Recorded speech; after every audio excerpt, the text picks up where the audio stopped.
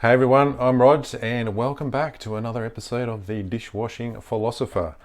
In fact, I really don't have a lot of dishes to do because I'm doing this early. I'm going to be heading in the car to go and pick up my children who live 2 hours away. We've got an interesting relationship, my wife and I.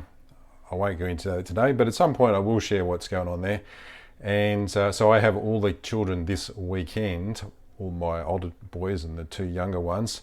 And at the same time, my wife is just moving house. So this will be the last time that I actually have to drive 2.25 hours to go and pick up the young children, which is kind of exciting.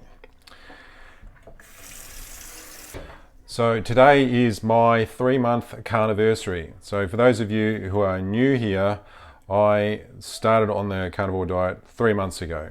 And that means that I've eaten only meat, eggs, some dairy, so some cheese. I cut out cream a while ago, butter, and that's pretty much it. So when I say meat, I mean like beef, chicken, occasionally lamb, etc. And why did I do that? Well, I did that because I was curious as to about how that could impact my health. I'd seen how it had affected Jordan Peterson's health for the much better and his daughter Michaela. And, you know, if you start to do a bit of research, you soon find there are literally thousands of people who are starting to eat this way, eating the carnivore way, and have drastically improved their health. So I'm like, yeah, I want some of that. I thought I was pretty healthy at the time. And I feel absolutely amazing. It's like it gets better all the time. So initially I had some cravings because I used to eat quite a bit of sweet food, carbohydrates, etc. And I've just totally gotten used to not having carbohydrates at all. And the only time that I do have carbohydrates if I have the occasional glass of wine or something like that with my wife. That's pretty much it. Now, the things that have occurred for me, number one, I'm 52 years old. I've been able to add on quite a substantial amount of muscle mass in the last 3 months as a result of the same weight training that I've been doing for the last 20 years. That's the first thing, which is pretty cool, right? I'm 52. I don't take any performance enhancing drugs or anything like that. I've certainly looked at testosterone replacement therapy. I just don't think that I need it, and here we are. I absolutely have no bowel issues whatsoever. Now, for those of you that have got any sort of irritable bowel issues and you occasionally have diarrhea or you have constipation, you know that that is like not fun, right? And it was just something that I thought was part of everyday life. But as soon as I stopped putting plants into my body, and if you can put plants in your body and it doesn't affect your bowel, then go for it. You know, if that's what works for you.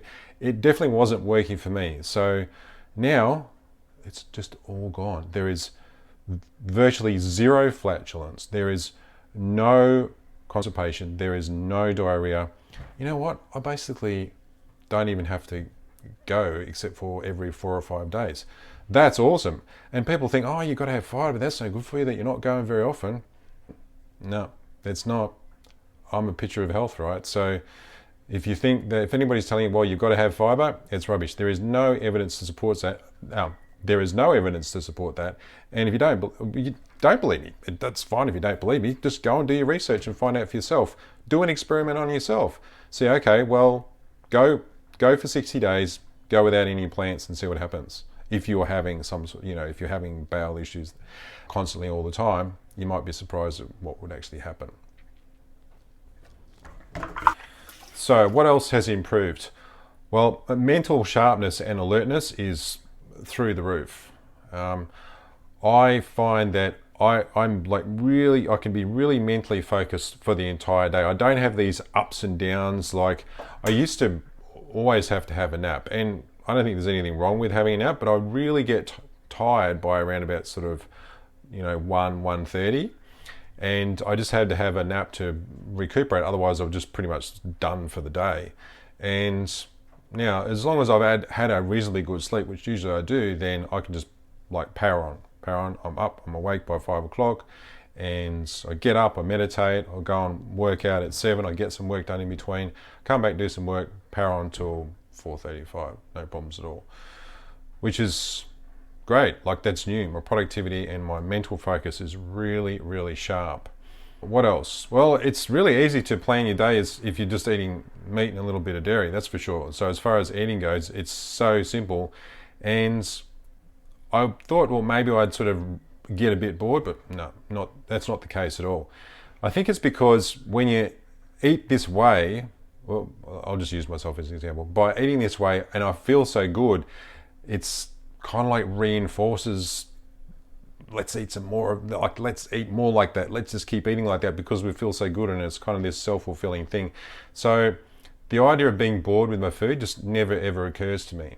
I think that once I actually eliminated sweet food as a panacea, or as a way of coping with, whatever emotions I was dealing with, once I got rid of that, then food becomes a fuel source that then makes me feel great, makes everything work well.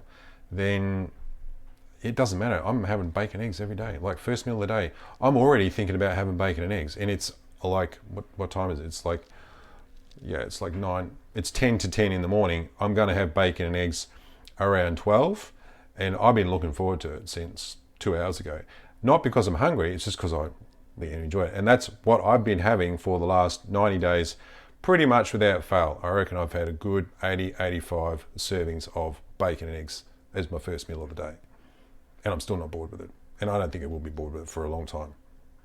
I want to say something about what you deserve in your life, right?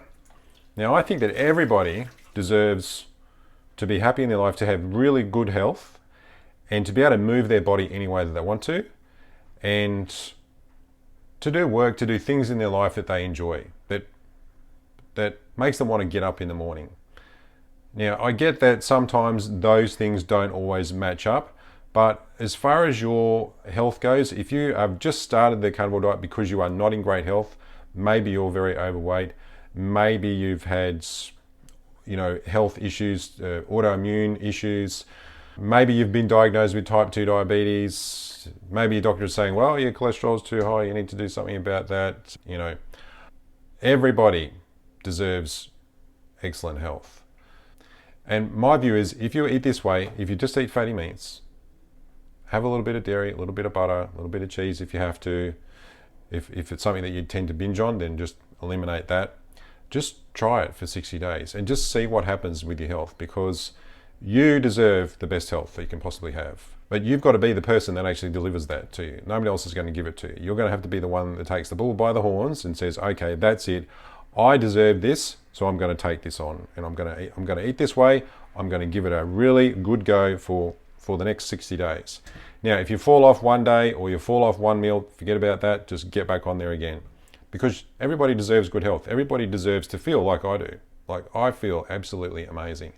And if you don't feel amazing, it's just because your health isn't where it could be. And I really, truly believe that everybody can get their health to the point where they just get up in the morning and go, right, let's go.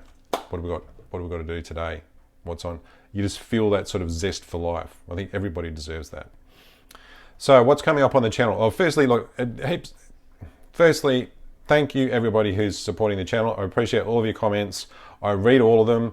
I respond to the majority of them, or at least get a heart, and I really appreciate that. I think this is just an amazing community, and it's our community. It's not just my community. So thank you all for participating in that. And those who show up every week for the live streams, and those who show up every time I post a video, it's really appreciated. So coming up on the channel next Monday for those in the USA, Tuesday if you're in Australia, we've got Shane and Amy coming on, the two blind carnivores. I've worked with those guys a little bit, helping them get their channel set up, and so there's something that you probably heard Kerry from Homestead Hound mention before. They've got a really interesting story, and I just think from the point of view of the fact that neither of them can see, and how they can, do things in the world is pretty amazing in itself. So they're coming up. And then I've got some guests lined up for the next couple of weeks in the live streams as well. I know I've talked about my sous vide. I actually did a sous vide of a brisket, and my timing wasn't quite right, and I had to be away on it, so I got my boys to eat it, but they reckon it was really good, so I'm going to do the brisket again and finish that sous vide video. So if anyone thinks I've forgotten about it, no, it's still coming, and I'll be doing more of those videos, because the sous vide is a really awesome thing to use in the kitchen if you've got tough cuts of meat. Later on this month, I'm going to be having Kerry from Homestead How is going to be coming on the channel, which I'm super excited about. He's very generously given me some of his time so we can have a chat. But that's pretty much it. If you've just started the carnivore diet and it's like your first or your second week and you're feeling not great, that's completely normal. Don't worry about it. Just make sure that you are getting plenty of electrolytes. And if you're one of these people that just, needs to jump in feet first, well, fine, but expect that your body is going to take a little bit of adjusting, and just commit yourself to say, okay, if I'm going to do this, I'm not just going to try it for 3 weeks. I'm going to go all in for 60 days. And, if you've got to make a transition from where you are now, standard American, standard Australian diet to say keto, where you're lowering your carbs and then go to carnivore, fine, do that. Personally, I just went cold turkey because that's the kind of person that I am. And it wasn't much of an adjustment. It was maybe a week and a half to 2 weeks for my bowel to adjust, and then it was a good 60 days for the sweet cravings to go. And now I can watch my wife eating some ice cream, and it's no problem for me. I have this little thing that I could try a little bit of it, and I think that's okay. Even if you do try a little bit of it, if you know that that's not going to lead to you then going and binging on a whole tub of it, that's okay too. That's it for today, guys. Thanks for watching this video. I love you all. I'll talk to you soon.